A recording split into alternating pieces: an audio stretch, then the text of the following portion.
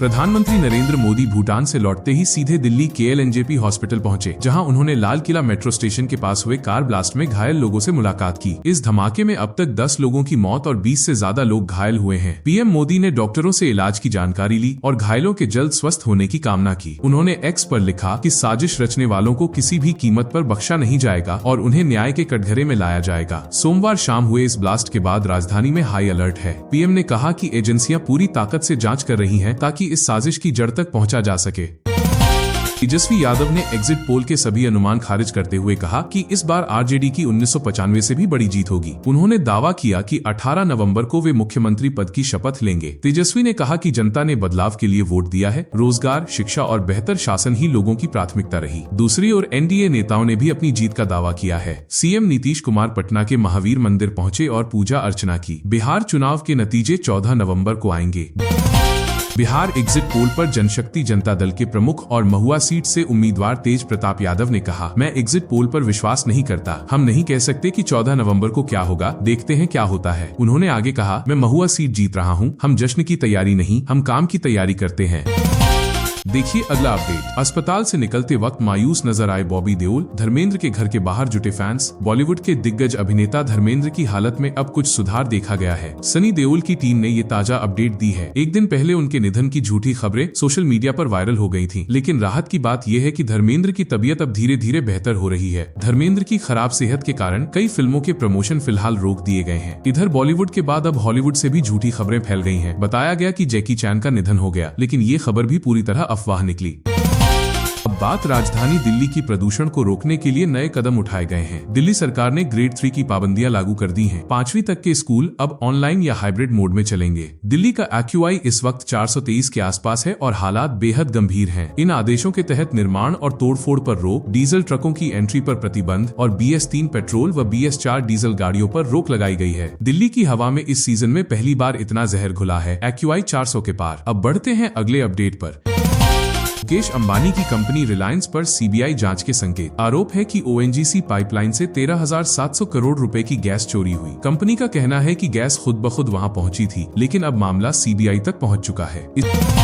इसके साथ ही भारतीय कंपनियों ने रूस से तेल खरीदना बंद कर दिया है। दिसंबर से रिलायंस समेत 5 बड़ी कंपनियां रूसी तेल नहीं खरीदेंगी। इसी बीच अमेरिकी राष्ट्रपति डोनाल्ड ट्रंप ने कहा है कि भारत पर टैरिफ घटाएंगे और नई ट्रेड डील जल्द होगी। ट्रंप बोले, भारतीय अभी मुझसे प्यार नहीं करते, लेकिन जल्द ही करने लगेंगे। भारत के वाणिज्य मंत्री पीयूष गोयल ने साफ कहा है, भारत अमेरिका व्यापार डील में किसानों, डेयरी और श्रमिकों के हितों से कोई समझौता नहीं किया जाएगा। चलिए अगली बड़ी खबर देखिए।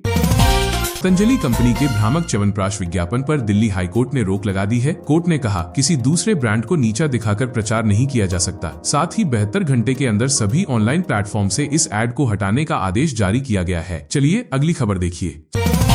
सोना चांदी के भाव में बड़ा उछाल आया है। सोना अब 1,688 रुपए बढ़कर 1,24,000 रुपए प्रति 10 ग्राम पर पहुंच गया है। सिर्फ 2 दिन में ही सोना 4,000 रुपए तक महंगा हो गया है। वहीं चांदी में एक दिन में 317 रुपए की बढ़ोतरी हुई है और अब इसका भाव 1,55,000 रुपए प्रति किलो हो गया है। अलग अलग कैरेट के हिसाब से सोने की कीमतें आप स्क्रीन पर देख सकते हैं।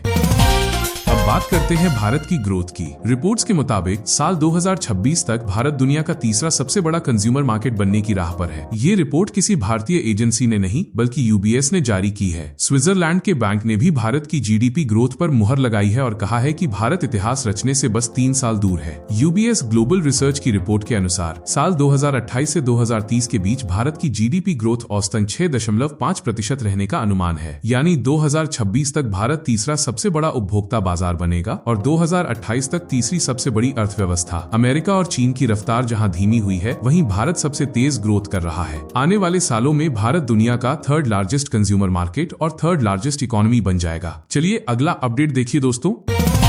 केंद्र सरकार ने साइबर अपराध रिपोर्टिंग पोर्टल शुरू किया है, क्योंकि भारत में साइबर अपराध बहुत तेजी से बढ़ रहे हैं। इसी वजह से सरकार अब टेक्नोलॉजी सेक्टर में और एडवांस बन रही है। बढ़ते डिजिटल खतरे से निपटने के लिए सरकार ने नया प्लान बनाया है। आजकल online banking, shopping, social media और डिजिटल पेमेंट ने लोगों का काम आसान किया है, लेकिन इनकी वजह से साइबर अपराध भी बढ़े हैं। अब ठग सिर्फ फोन या मैसेज से नहीं बल्कि मोबाइल और कंप्यूटर में घुसकर भी डेटा चुराते हैं। इसीलिए सरकार ने साइबर सेफ इंडिया नाम से एक नया अभियान शुरू किया है। अगर आपके साथ ऑनलाइन धोखाधड़ी होती है तो तुरंत 1930 नंबर पर कॉल करें या गृह मंत्रालय के साइबर क्राइम पोर्टल पर ऑनलाइन शिकायत दर्ज करें। अब देखिए अगला अपडेट। अडानी ग्रुप ने एक और बड़ा ऐलान किया है। कंपनी अब दुनिया की सबसे बड़ी single site battery storage project बनाने जा रही है। ये प्रोजेक्ट गुजरात के खावड़ा में बनेगा, जिसकी क्षमता होगी 1126 मेगावाट। इसे 2026 तक शुरू किया जाएगा। वहीं एक रिपोर्ट में बताया गया है कि आयात शुल्क बढ़ने की वजह से अमेरिका में भारतीय कपड़ों की मांग 15% तक घट गई है, क्योंकि इंपोर्ट ड्यूटी बढ़ने से भारतीय प्रोडक्ट महंगे हो गए हैं, इसलिए उनकी बिक्री अमेरिका में कम हो रही है। और देखिए खबर दोस्तों, NPCI भारत बिल पे ने अब मोबाइल ऐप पर डॉलर में लेन देन की सुविधा शुरू की है, जिससे इंटरनेशनल ट्रांजैक्शन करने वालों और इंपोर्ट एक्सपोर्ट कारोबारियों को बड़ा फायदा होगा। अब बात करते हैं देश की राष्ट्रपति द्रौपदी मुर्मू की। वो आने वाले 18 नवंबर को प्रथम जल संचय जन भागीदारी पुरस्कार देंगी। ये कार्यक्रम नई दिल्ली के विज्ञान भवन में होगा। वहीं राजस्थान सरकार ने भी बड़ा ऐलान किया है। इस बार खेलो इंडिया यूनिवर्सिटी गेम्स राजस्थान में होंगे। इसकी तैयारियां शुरू हो चुकी हैं। ये आयोजन 24 नवंबर से शुरू होकर 5 दिसंबर तक चलेगा। और अब खबर यूपी से। यूपी बोर्ड ने हाई स्कूल और इंटर की परीक्षा का टाइम टेबल बदल दिया है। हिंदी का पेपर अब अलग अलग पालियों में होगा। जो नया टाइम टेबल जारी हुआ है उसे आप यूपी बोर्ड की ऑफिशियल वेबसाइट से डाउनलोड कर सकते हैं। हरियाणा को बड़ी उपलब्धि मिली है। उद्योग समागम 2025 में राज्य को ईज ऑफ डूइंग बिजनेस के तहत टॉप अचीवर घोषित किया गया। ये सम्मान बिजनेस रिफॉर्म्स एक्शन प्लान 2024 में बिजनेस एंट्री, लैंड एडमिनिस्ट्रेशन और हेल्थ केयर सेक्टर में उत्कृष्ट प्रदर्शन के लिए मिला। नई दिल्ली स्थित सुषमा स्वराज भवन में केंद्रीय मंत्री पीयूष गोयल की मौजूदगी में ये सम्मान दिया गया। PDP अध्यक्ष महबूबा मुफ्ती ने कहा कि अगर लाल किला बम विस्फोट में कश्मीरी डॉक्टरों की संलिप्तता साबित होती है तो ये कश्मीरियों के लिए बेहद दुर्भाग्यपूर्ण होगा। उन्होंने घटना की निंदा करते हुए कहा कि जांच निष्पक्ष और पारदर्शी होनी चाहिए। महबूबा ने आरोप लगाया कि अपराध साबित न होने के बावजूद परिवारों को परेशान किया जा रहा है, जो अस्वीकार्य है।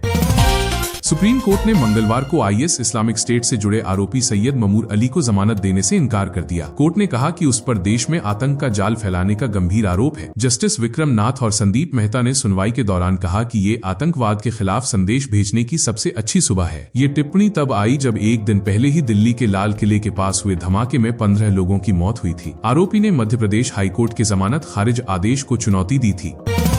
निठारी कांड में सुप्रीम कोर्ट ने बड़ा फैसला सुनाया है। मुख्य आरोपी सुरेंद्र कोहली को आखिरी केस में भी बरी कर दिया गया। कोर्ट ने कहा अपराध जघन्य थे, लेकिन जांच में असली अपराधी की पहचान साबित नहीं हो सकी। कोहली को 20 साल बाद जेल से रिहा करने का आदेश दिया गया। भारत और साउथ अफ्रीका के बीच 2 टेस्ट की सीरीज 14 नवंबर से शुरू होने वाली है। पहला मुकाबला कोलकाता के ईडन गार्डन स्टेडियम में खेला जाएगा, जहां स्पिनर्स के अलावा तेज गेंदबाजों को रिवर्स स्विंग की मदद भी मिलेगी। इससे पहले दोनों देशों के बीच प्रैक्टिस सेशन हुआ। बिहार के मोकामा क्षेत्र के बाहुबली नेता अनंत सिंह ने चुनाव परिणाम आने से पहले ही बड़ा भोज आयोजित करने की तैयारी कर ली है। 14 नवंबर को नतीजे घोषित होने वाले हैं, लेकिन उन्होंने करीब 50,000 लोगों के लिए भोजन का इंतजाम किया है। वे अपनी जीत को लेकर काफी आत्मविश्वास से भरे नजर आ रहे हैं। सरदार सरोवर डैम को लेकर 25 साल से चल रहा विवाद फिर चर्चा में है। डैम की ऊंचाई 58 मीटर बढ़ने से मध्य प्रदेश की करीब 5000 हेक्टेयर जमीन डूब गई है। लेकिन अब सवाल उठ रहा है कि प्रभावित लोगों को सिर्फ 3.6% ही मुआवजा क्यों मिला। मध्य प्रदेश में वोटर लिस्ट सुधार प्रणाली SIR पूरी तरह ठप हो गई है। सर्वर डाउन है, ऐप हैंग हो रहे हैं और फॉर्म नहीं छप रहे। फील्ड में BLO परेशान है। चुनाव आयोग की वेबसाइट भी 3 दिन से बंद है, जिससे पूरा काम प्रभावित हुआ है। देश में महंगाई से राहत की खबर। अक्टूबर में खुदरा महंगाई दर घटकर सिर्फ 0.25% रह गई, जो 2012 के बाद सबसे कम है। सितंबर में ये 1.44% थी। खाने पीने की चीजें जैसे अनाज, सब्जियां और तेल के दामों में बड़ी गिरावट आई है। फूड इंडेक्स 5.02% पर पहुंच गया। ग्रामीण इलाकों में महंगाई 0.25% और शहरी क्षेत्रों में 0.88% रही। विशेषज्ञों का कहना है कि हाल में लागू हुए GST रिफॉर्म और खाने पीने की चीजों पर टैक्स कटौती से लोगों को राहत मिली है। RBI को महंगाई 2% से 6% के बीच रखने की जिम्मेदारी दी गई है। प्रधानमंत्री नरेंद्र मोदी भूटान से लौटते ही सीधे दिल्ली KLNJP हॉस्पिटल पहुंचे, जहां उन्होंने लाल किला मेट्रो स्टेशन के पास हुए कार ब्लास्ट में घायल लोगों से मुलाकात की। इस धमाके में अब तक 10 लोगों की मौत और 20 से ज्यादा लोग घायल हुए हैं। PM मोदी ने डॉक्टरों से इलाज की जानकारी ली और घायलों के जल्द स्वस्थ होने की कामना की। उन्होंने X पर लिखा कि साजिश रचने वालों को किसी भी कीमत पर बख्शा नहीं जाएगा और उन्हें न्याय के कटघरे में लाया जाएगा। सोमवार शाम हुए इस ब्लास्ट के बाद राजधानी में हाई अलर्ट है। PM ने कहा कि एजेंसियां पूरी ताकत से जांच कर रही हैं ताकि इस साजिश की जड़ तक पहुंचा जा सके। तेजस्वी यादव ने एग्जिट पोल के सभी अनुमान खारिज करते हुए कहा कि इस बार आरजेडी की 1995 से भी बड़ी जीत होगी। उन्होंने दावा किया कि 18 नवंबर को वे मुख्यमंत्री पद की शपथ लेंगे। तेजस्वी ने कहा कि जनता ने बदलाव के लिए वोट दिया है। रोजगार, शिक्षा और बेहतर शासन ही लोगों की प्राथमिकता रही। दूसरी ओर एनडीए नेताओं ने भी अपनी जीत का दावा किया है। सीएम नीतीश कुमार पटना के महावीर मंदिर पहुंचे और पूजा अर्चना की। बिहार चुनाव के नतीजे 14 नवंबर को आएंगे।